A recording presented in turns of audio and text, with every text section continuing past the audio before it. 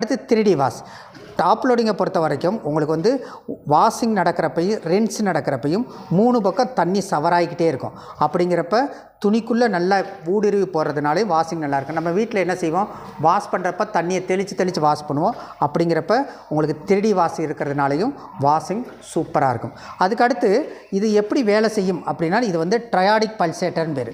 ட்ரையாடிக் pulsator அப்படின்னா என்னென்னா, washing நடக்கிறப்ப இது வந்து 3 ஆக்ஷனில் வேலை செய்யும். ஒன்று வந்து சாஃப்ட் ஸ்க்ரப் பேட்னு பேர்.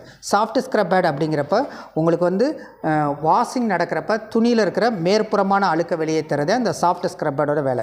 அதுக்கடுத்து சுவல் ஜெட் அப்படிங்கிறப்ப நீர் சுழற்சியை உருவாக்கும். நீர் சுழற்சியை உருவாக்குறதுனால துணியில் இருக்கிற டெப்த்தாக இருக்க அழுக்க ரிமூவ் பண்ணும்.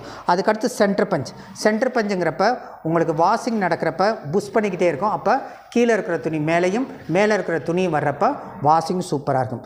அதுக்கடுத்து பயாக்சல் ரொட்டேஷன்.